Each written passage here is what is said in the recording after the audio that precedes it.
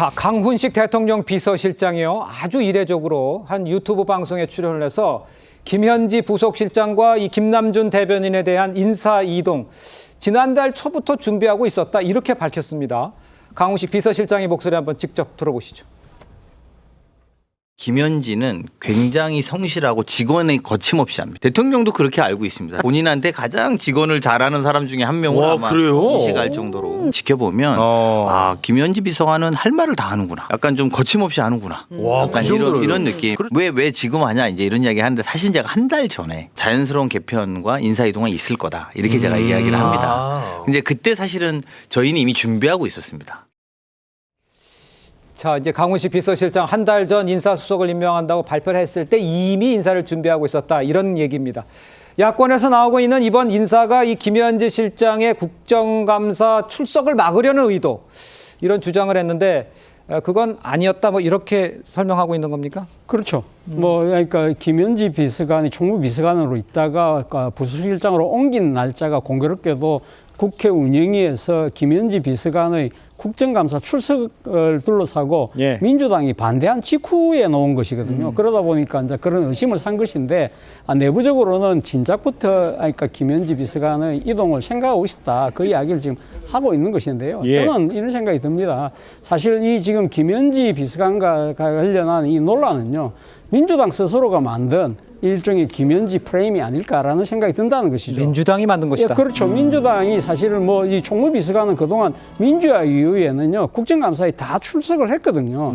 그렇다고 한다면 그때 당시에 김현지 비서관 출석할 수 있다 이야기를 했으면 어땠을까라는 생각이 들고 그리고 지금 대통령실에서는 국회가 결정하리라는 식으로 하면서 미루잖아요. 그런데 사실은 국회가 결정하는 것이 아니고 정확하게 이야기하면 민주당이 결정하는 것이죠. 그런데 더 나아가서 이야기하면요.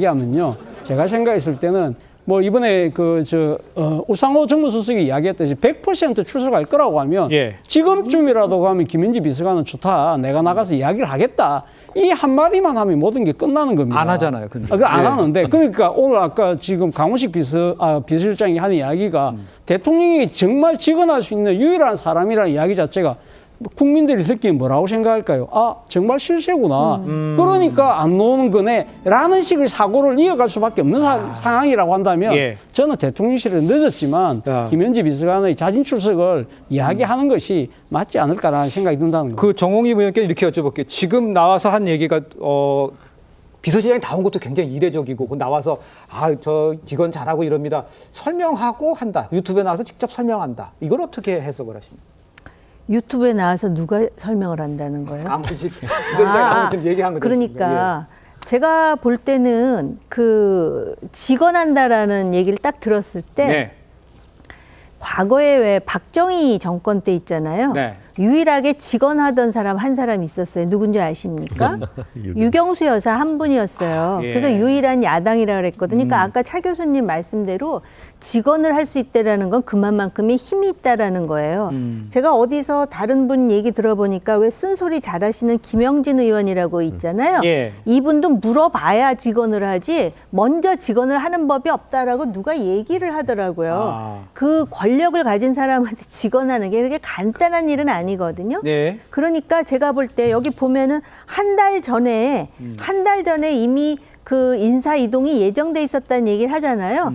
그러면 나오면 되는 거예요. 근데 제가 생각할 때 지금 김현지 부속실장이잖아요. 지금 제1부속실장. 이 사람은 나와도 문제가 될 것이고 나오지 않아도 문제가 될 거예요. 나오지 않으면은 지금 야당이 지금 아주 본물 터지듯이 물 만난 고기처럼 얘기하잖아요. 근데 나와도 문제이기 때문에 지금 대통령실이 그걸 딜레마라고 생각하는 것 같다라는 느낌을 지울 수가 없어요. 자, 우리 서재헌 그 부대변인께는 그러면 김현지 아까 차 교수님도 얘기해 주셨습니다만 서 부대변인께 보시기에는 김현지 실장은 어떻게 해야 될 것 같아요?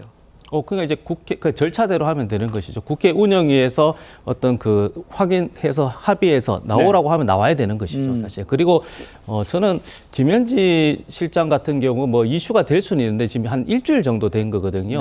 한 일주일 정도 될 사안인가 하는 부분에 대해서는 좀 개인적으로 의심은 드는 것이다. 그리고 그 강훈식 비서실장께서 그 유튜브에 나와서 김현지 실장을 뭐 어머나 그런 것이 아니고 사회자가 질문을 합니다. 한 40분 중에. 그러니까 이제 부하 직원으로서 그렇게 이게 스타일에 답변한다. 김남준 어떤 그 대변인 같은 경우는 센스가 있고 어떻게 보면 굉장히 감각이 있다라고 칭찬 또 하는 것이거든요. 그 과정 속에 있는 것이고 더 중요한 것은 대통령의 국정의 어떤 태도라든지 그리고 한미 정상회담의 비하인드 그리고 본인이 어떤 자세로 했냐. 그냥 이등병 정신으로 100일 동안 했다는 거예요. 다 낯설고 다 내 책임인 것 같고 그렇게 조바심을 내면서 책임을 지고 열심히 하는 부분에 어떤 방점이 있는 것이지 김현지 실장을 비서실장이 보호하거나 어떤 마치 어떤 성역화하거나 그런 프레임이라든지 그런 주장은 조금 보면 가당치 않다.